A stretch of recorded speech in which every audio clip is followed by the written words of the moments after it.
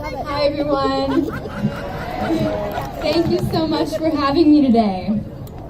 Totally awesome. Before I get started, I want to ask every student here to raise their hand.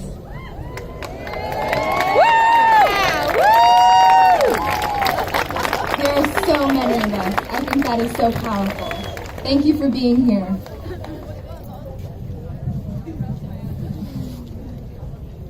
I haven't always been interested in politics. Aside from watching the Colbert Report with my father every once in a while, I didn't fully start paying attention to politics until the 2016 presidential election season. I think most of what motivated me to pay attention was that for once, a woman was a nominee for president. It was the first time I'd seen a woman poised for such a position of power, and I was captivated. On November 8th, 2016, I watched the United States map turn red, and my heart broke. The next day, my English teacher gave us the assignment to write a journal entry on how we felt about the election. As a young woman of color, and the daughter of 2 immigrants, what I felt was fear, and a lot of it. My country had just elected for president a man who built his campaign on hate, and I was angry and ashamed and terrified. In the 2 years since that day, I've tried to turn that fear into something productive. I am now the co-founder and co-president of an organization called Students for Social Change, a youth activist group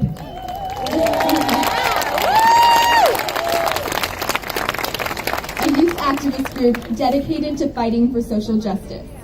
Every day, I have the privilege of working with student leaders across the country who share the same values and hopes for the future that I do. Over the past year, we've organized school walkouts, community rallies such as the Families Belong Together rally, forums with government representatives, and numerous voter registration drives.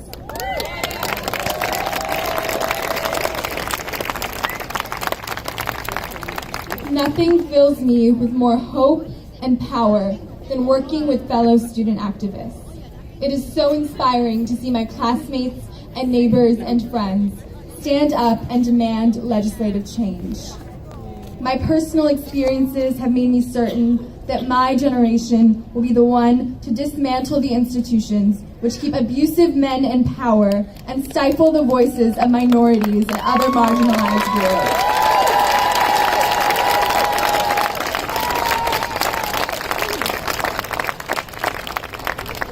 2020 will be the first year I am personally eligible to vote. And I'm so excited to be part of the voting bloc that will remove Donald Trump from office.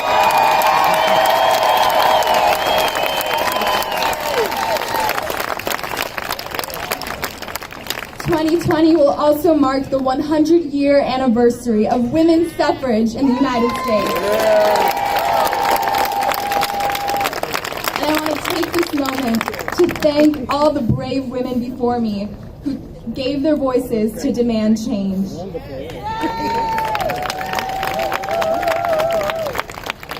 I know how cruel the world was to women in past generations, which is what makes their contributions to history all the more powerful. In fact, I've grown up hearing older women in my life look back on their girlhoods as a time of fear. My mother, my teachers, my mentors, warning me to avoid male strangers, to never walk home alone at night, to hold my keys tight between my fingers if I absolutely must. They tell me stories of harassment, of living in a culture that blames women instead of empowering them, of being ignored, of being afraid.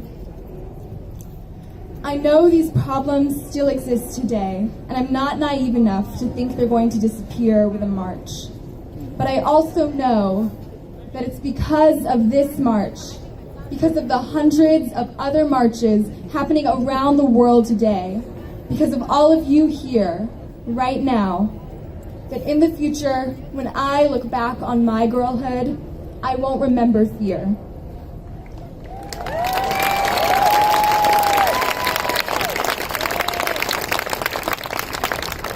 Instead, I know my most powerful memories will be of moments like these, moments of hope.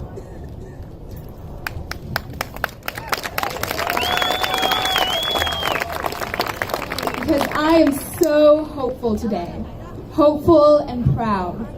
It fills my heart with so much joy to see my community stand up against hate and demand change. I am waiting for an America that does the same. Thank you.